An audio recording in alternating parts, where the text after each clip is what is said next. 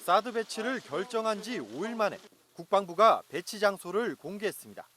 최적의 배치 부지로서 경상북도 성주 지역을 건의하였고, 성주에 사드가 배치되면 인구가 밀집한 수도권 상당 지역이 방어 범위에서 빠지는데 이렇게 되면 미군을 위한 사드 배치가 아니냐는 지적이 나오고 있습니다.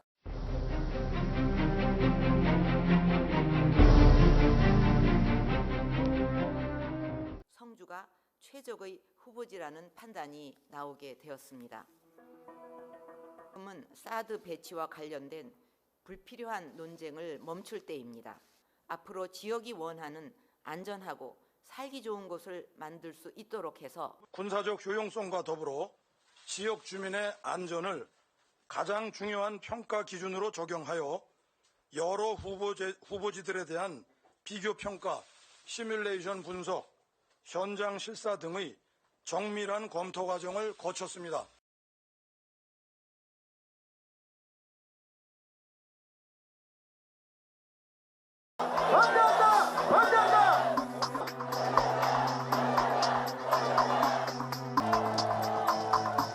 오만 국민이 하나가 되어 끝까지 사드 배치를 저지한다면 우리 삶의 터전을 지켜낼 수가 있을 것입니다.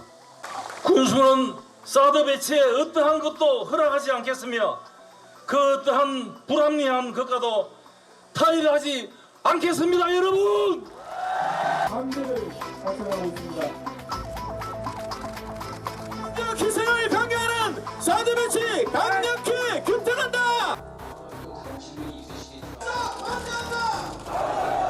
우리 성주는 지금 그야말로 패닉 상태입니다. 중앙정부인 아버지가 자식을 이렇게 죽이는 일이 세상에 어디 있습니까? 애비가 자식 죽이는 일이 있습니까? 하루빨리 처리를 해주셔야 됩니다. 딴 방법이 없습니다. 이거 처리 안 해주시면 우리 성주는 죽음을 맛보아야 됩니다.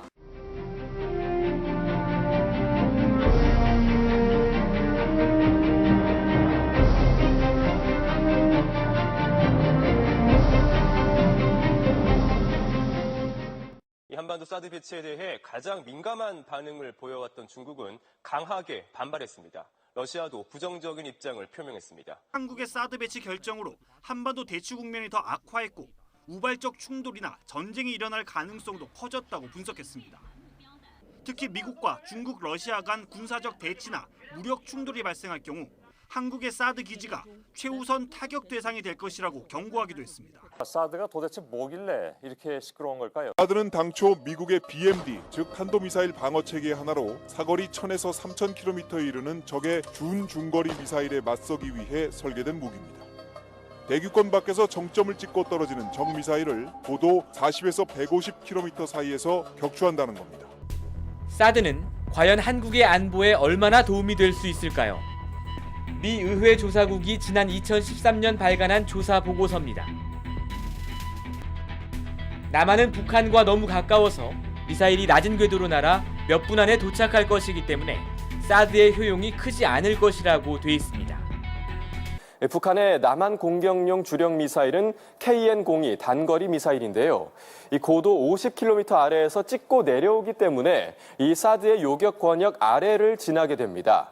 또 북한 전방에 숱하게 배치돼 수도권을 겨냥하고 있는 이 장사정포 또한 이 사드와는 관계가 없는 무기들입니다. 그런데 북한의 이런 포와 미사일은 1시간에 10,000발을 날린다는 말이 있을 정도로 양도 엄청나거니와 고도가 낮기 때문에 고고도 미사일 방어 체계인 사드로는 막을 수 없습니다. 그러자 국방부는 북한이 노동미사일로 남한을 공격할 수 있다면서 사드 배치가 필요하다는데, 군 당국은 북한이 중거리 노동미사일의 사거리를 줄여 발사할 경우 남한을 타격할 수 있을 것이라고 밝혔습니다. 북한 노동미사일의 최대 사거리는 1300km.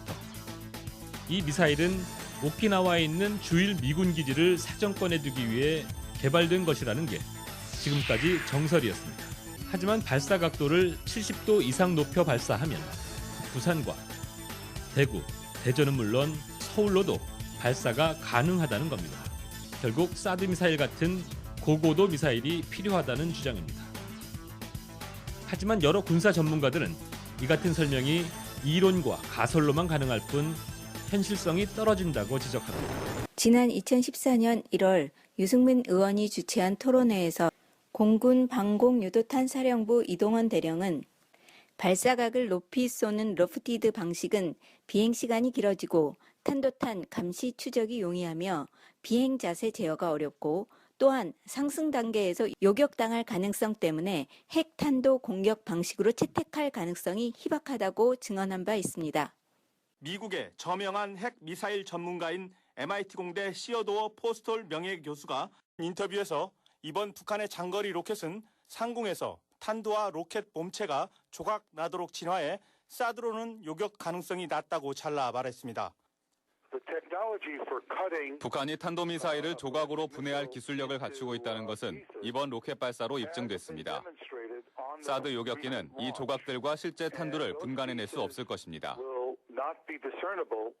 최근 우리 국방부가 14차례에 걸친 실험으로 사드의 효용성이 입증됐다는 주장에 대해서도 멈춰있는 표적을 대상으로 실시해 무의미하다고 반박했습니다. 그러면서 한국의 방공망 구축에 사드 기술은 전혀 도움이 안 될 것이라고 강조했습니다. 사드의 기술은 전혀 도움이 되지 않을 것입니다. 포스톨 교수는 특히 사드 레이더는 기술적으로 중국에 대항하는 미국의 미사일 체계의 연장선상에 있다고 강조했습니다. 2013년도에 우리 국방부가 미국의 사드 포대를 시찰하고 그 사드 운영 현황을 정확하게 수도권 방어에 대해서는 시뮬레이션 결과를 전혀 내놓지 못했어요. 그러니까 수도권 방어에는 사드가 전혀 무용지물이라고 하는 것입니다. 국방부가 오늘 군사적 효용성에서 미국 측 기준을 중요시하게 될 것이라고 밝혔습니다. 사드 배치가 결국 주한미군을 보호하려는데 주된 목적이 있는 것이 아니냐 이런 해석이 나올 수 있어서 논란이 일고 있습니다. 사드의 군사적 효용성이 한국 기준인지 미국 기준인지에 대한 국방부 대변인의 답변입니다. 미 측의 기준을 가장 중요시 판단하게 될 겁니다. 왜냐하면 주한미군이 운영하는 거기 때문에 주한미군을 보호하려는 미국 측 입장을 우선적으로 반영하려는 게 아니냐는 해석을 낳았습니다. 결국 북핵보다는 미국의 동북아시아 군사전력에 따른 것 아니냐는 지적이 나오고 있습니다. 고도 미사일 방어 체계 사드의 주한미군 배치에 지속적으로 반대 의사를 나타냈습니다. 사드의 눈이라 할 엑스밴드 레이더의 탐지 최대 거리는 3,000에서 4,000km. 중국 동북부와 러시아 일부까지 들여다보는 만큼 중국으로선 턱 밑에 칼날이 있는 것이나 마찬가지라고 평시에도 미사일을 비롯한 주요 전력과 움직임이 속속들이 노출될 수밖에 없다고. 일본에 설치된 엑스밴드 레이더 2부대와 한국에 설치될 사드의 영향권을 분석한 뒤 사드는 결국 중국의 대륙간 탄도미사일을 무력화시키려는 것이라고 주장했습니다. 미국의 고고도 요격 시스템 사드의 레이더입니다. 문제는 사드 레이더라는 게 같은 하드웨어여서 소프트웨어만 바꾸면 얼마든지 종말 모드에서 전진 배치 모드로 전환할 수 있다는 겁니다. 이렇게 되면 우리는 북한 미사일은 막지 못하고 미국을 공격하는 중국과 북한 ICBM의 발사 초기 좌표만 미국에 알려주는 역할을 맡게 됩니다. 사드 레이더를 통해 수집된 정보는 미국은 물론 주일 미군을 통해 일본에까지 즉각 공유됩니다. 사드가 미사일 방어망, MD라고 하는 거대한 네트워크의 일부라고 불리는 이유입니다. 한국이 사드를 통해 MD에 사실상 편입되면 미사일 정보를 기초로 한 한미일 삼각 군사동맹이 완성되고 이 동맹은 북한뿐 아니라 중국과 러시아까지 겨냥할 수 있게 됩니다. 사드 배치를 중국과 러시아가 반대하고 미국과 일본이 환영하는 이유입니다. 미국은 이 때문에 조지 부시 대통령이 당선된 2001년부터 한국을 MD에 끌어들이기 위해 애써왔습니다. 그러나 역대 한국 정부는 미국의 요구를 애써 모른 척하며 MD 참여를 회피해왔습니다. 그러나 박근혜 정부는 지난해 연말부터 MD 편입 쪽으로 급선회했습니다. 첫 번째 조치는 지난해 12월 28일 있었던 한일 정부의 위안부 문제 합의입니다. 위안부 문제는 미국이 추진하는 한미일 삼각동맹의 최대 걸림돌이었는데 한국이 스스로 이를 치워준 셈입니다. 며칠 뒤 북한이 핵실험을 하자 국방부는 한미일 삼국 사이의 미사일 정보를 실시간으로 공유하는 채널을 구축하겠다고 발표했고 곧이어 북한이 위성을 발사하자 기다렸다는 듯 미국과의 사드 배치 협의를 발표합니다. 미국 MD는 기본적으로 북한을 빌미로 하지만 실제로는 중국을 타깃으로 하고 있는 거예요. 그리고 또 미국은 중국하고 군사적 대치를 해야만 할 상황으로 점점 다가가고 있기 때문에 사드를 한국에 배치하는 것은 단순한 하나의 무기를 포대 하나 정도, 요격 미사일 부대 하나 정도를 한국에 두는 게 아니고 중국과 미국의 전면전에 우리가 우리 입장이나 우리의 이익이나 이런 것은 생각해 볼 겨를도 없이 바로 미국 쪽으로 들어가서 중국과 대결을 할 수 있는 매우 큰 위험을 갖고 있는 거죠. 사드가 들어오면요, 동맹의 성격이 전환이 됩니다. 그러니까 북한을 억제하는 동맹에서 지역 동맹으로 전환이 됩니다. 중국의 안보 이익에 큰 영향을 미치기 때문에 중국은 사드를 반대한다. 전례 없이 좋다는 한중 관계가 순식간에 한 가지 문제 때문에 파괴될 수 있다고까지 언급한 것으로 확인됐습니다. 한국15는 한국에 사드가 배치되면 중국 인민해방군이 동북 지역에 군사력 배치로 대응해 한반도가 민감한 지역이 될 것이라고 예고했습니다. 이 과정에서 한국은 대국, 즉 미국과 중국의 게임에서 바둑돌로 전락할 것이라고 주장했습니다. 전자파에 대한 우려의 목소리가 나옵니다. 군은 100m만 떨어지면 안전하다는 입장을 내놨지만 지나치게 자의적인 해석이란 지적입니다. 사드의 핵심 장비인 고성능 레이더는 약 2만 5천여 개의 송수신 소자를 갖고 있습니다. 여기서 발생하는 강력한 전자파는 인체는 물론이고 각종 전자장비에도 유해한 것으로 알려졌습니다. 때문에 미 육군 사드 운용 교범에서는 전투기 5.5km, 민항기 2.4km 등 안전 통제 거리를 정해놓고 있습니다. 특히 3.6km 안쪽으로는 허가받지 않은 사람의 접근을 금지했습니다. 사드 배치 이후의 상황을 보여줄 가장 가까운 사례인 일본 교가미사키 사드 레이더 기지 영상을 단독으로 확보를 했습니다. 국방부는 사드의 인체 유해성이 없다고 설명하고 있습니다만 일본의 레이더 기지를 보면 과연 그 말이 맞는지 의구심이 생기지 않을 수가 없습니다. 특히 우리 경북 성주의 경우에 이미 사드 기지가 배치된 괌이나 일본과는 입지 자체가 크게 달라서 문제는 더욱 커질 수 있다는 지적입니다. 철조망 뒤로 보이는 커다란 녹색 건물에서 굉음이 흘러나옵니다. 2014년 일본 교가미사키 미군 통신소에 설치된 사드 레이더 기지입니다. 레이더 하나를 가동하는데 필요한 발전기는 6대. 발전기마다 2개씩 모두 12개의 엔진이 24시간 돌아갑니다. 여기서 흘러나오는 소음은 1km 이상 떨어진 마을까지 전달됩니다.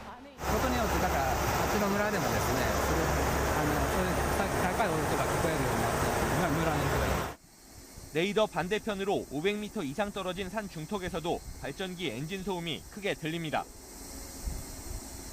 국방부가 설명한 레이더 기지의 모습과는 완전히 다른 상황입니다. 더욱이 성주의 경우 입지 자체가 일본 레이더 기지가 들어선 교가미사키보다 훨씬 좋지 않다는 지적도 나옵니다. 교토 북쪽 160km 거리에 있는 이 기지의 사드 레이더는 북서쪽 바다를 비추고 있습니다. 북한과 중국을 향하는 레이더 반경 어디에도 민가는 없습니다. 하지만 레이더가 가동된 직후부터 기지 인근 주민들의 반발이 거센 상황. 마을 곳곳에 어린이들의 안전을 보장하라는 팻말이 걸려 있고 레이더 기지 철거를 요구하는 시위도 계속 열리고 있습니다.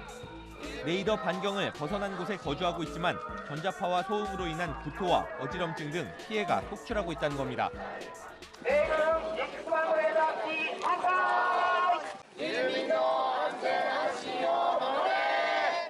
주민들은 미일 양국이 레이더 배치 이후 정확한 전자파 안전평가를 해주기로 약속했지만 아직도 지켜지지 않았다고 주장합니다.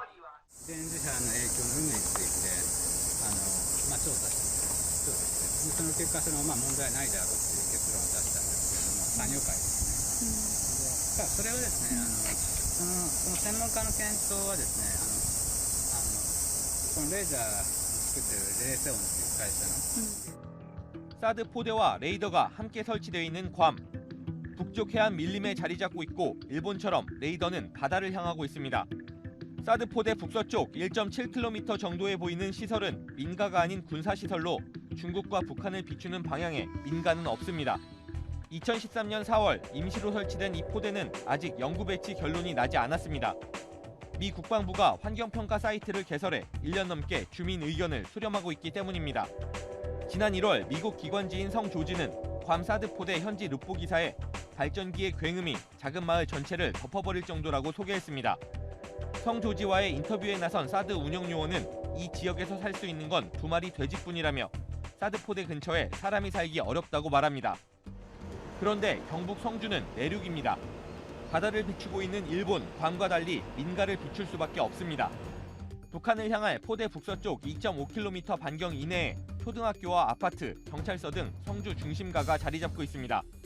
미 육군 교범에서 항공기나 전자장비 배치가 제한되는 5.5km는 물론 비인가자 출입이 통제되는 3.6km보다도 가깝습니다.